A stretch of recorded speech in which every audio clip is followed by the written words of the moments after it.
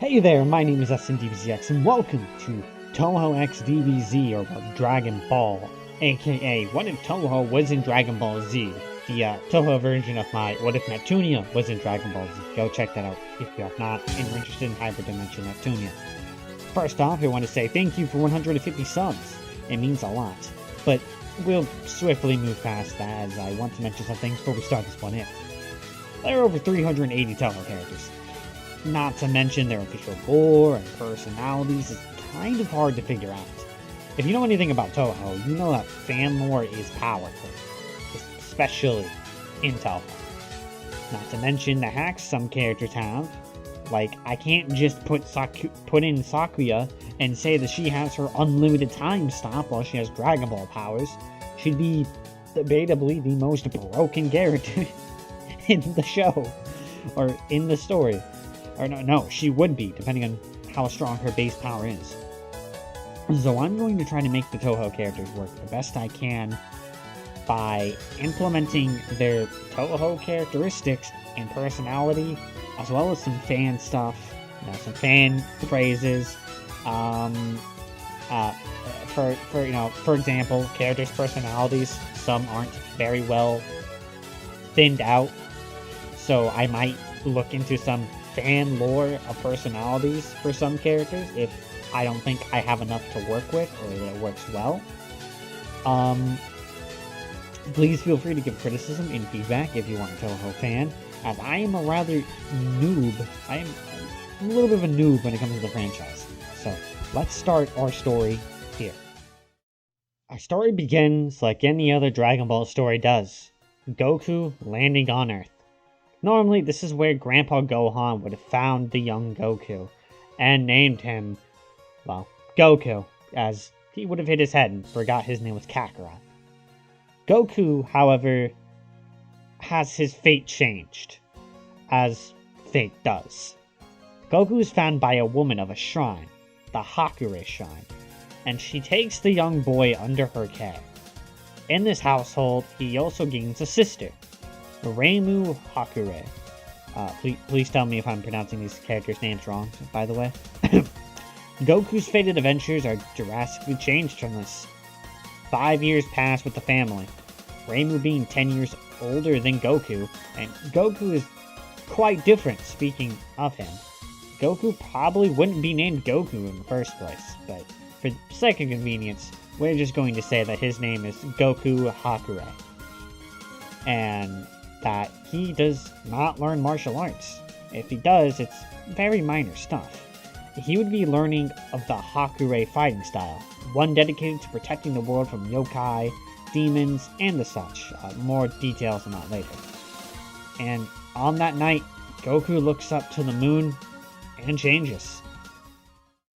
Goku turns into a raging Ozaru and destroys the whole village that reside under the Hakure Shrine.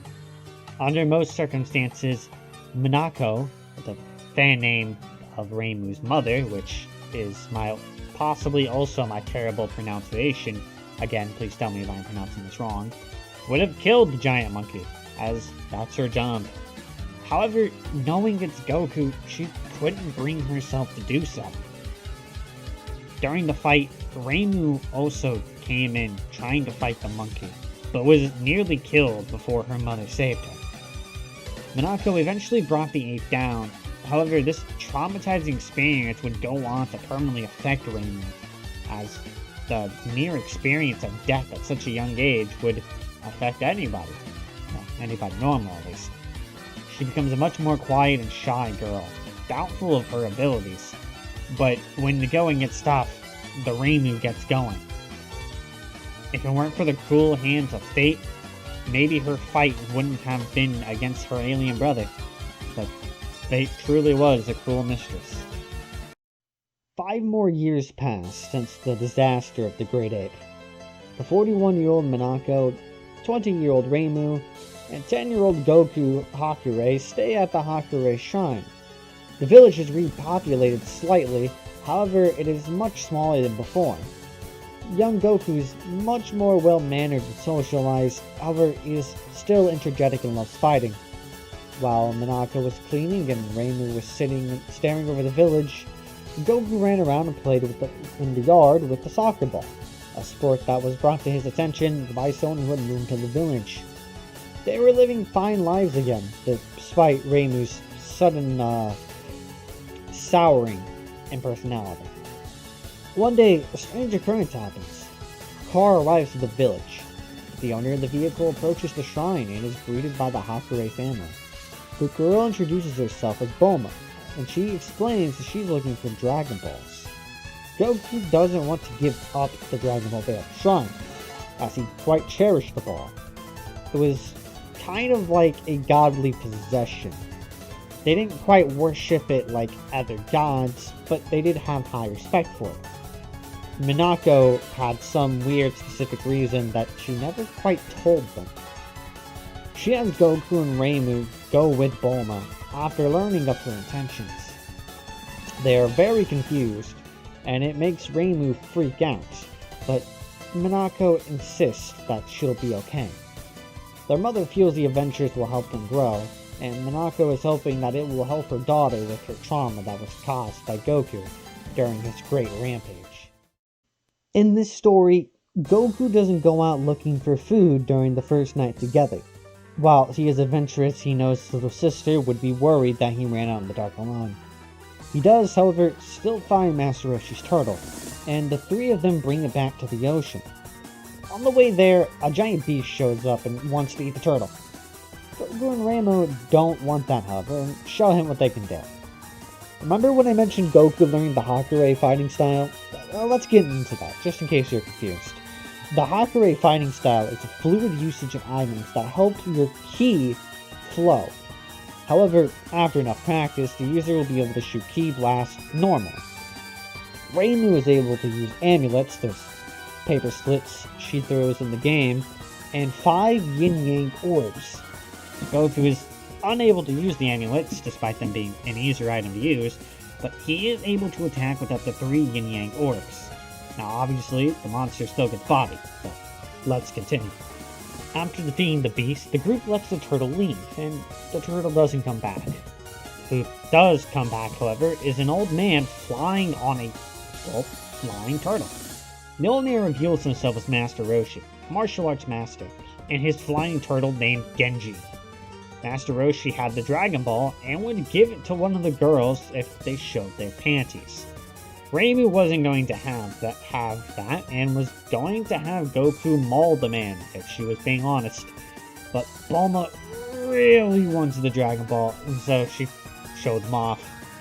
Unlike in Canada though, Master Roshi only saw her panties, since Goku didn't take them off in the middle of the night, because Goku is much more mature and knows the differences between guys and girls at this point.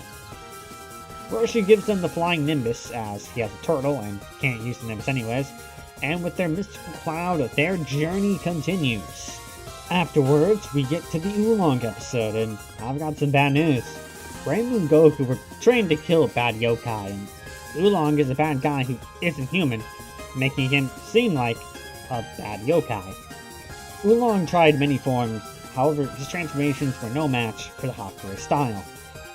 And since Oolong was being a bad guy and kidnapping children, well, they had a lot of good, delicious bacon that night.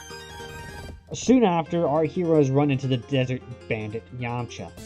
Yamcha's quite strong for a human, especially to human standards. And with Goku's hunger, he would be victorious. However, with 2 women there, and one of them being a fighter, he is no match for our group of heroes here. Events continue as normal until Monster Carrots. Reimu and Goku don't need Yamcha's help. In fact, once again, Reimu and Goku's teachings overcame them and they eliminated the route. His men were allowed to live though, since they were just following orders and not turning people to carrots. But they would quit their job anyways. So you might be wondering, since I kind of brought it up earlier, where's the Pilaf gang? Well, let's talk about that. As the group tries to finish the set of Dragon Balls, they're confused by a foe who they weren't expecting to run into. In the grace of day, a group approaches. A leader with ice that burns hotter than flames. A bird with a voice that pierces the heavens. The monster who thrives in darkness. And a girl who wiggles the insects around her.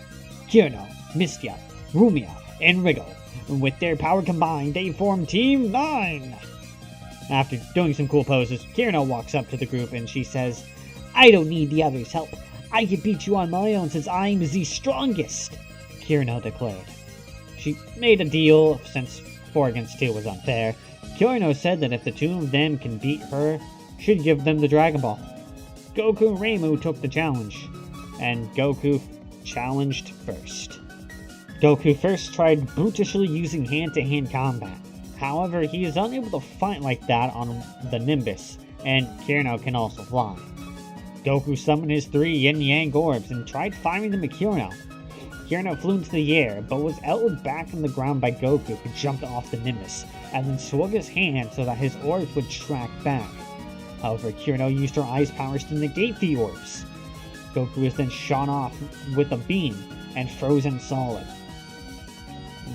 Reimu came up and defeated her brother, or defended her brother. That's my bad. Reimu quickly showed off that she was much faster than her brother. Reimu threw a few amulets, which are countered by Kirino's ice attacks. Reimu followed up with 3 times as many yin-yang orbs. Kirino tries the same strategy before, but Reimu has much better control over orbs than Goku, and hits Kirino with all 9 orbs, dealing lots of damage. Kirino wasn't expecting an attack that was made for Yoko. Reimu then cupped her hands together and fired a Kamehameha. After anything her little brother could do, she was pretty sure she could do herself. Kirino was defeated and she was stuck to her worm, giving the Dragon Ball. But she swore the next time they met, she would be the one that was victorious.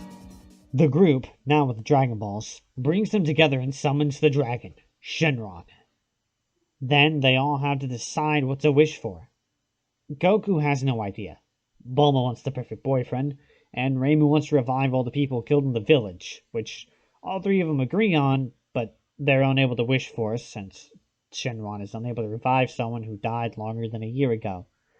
As Bulma is about to make her wish, a figure yells out, I want 1 billion Zenny in a capsule! The group turns around to see Yamcha, who has a capsule put into his hand. Everyone gets super angry at him, and Bulma gives half the money that Yamcha wished for to the Hakare family, who will use it to help rebuild the town. And with that, our story's over. Or part 1 at least. I hope you enjoyed it. I really enjoyed writing it and thinking of ways I could implement Touhou characters. If you'd give at least 3 likes, I'd be pretty motivated to do a part 2, not gonna lie. I'll leave some power levels here, but besides that, see you later.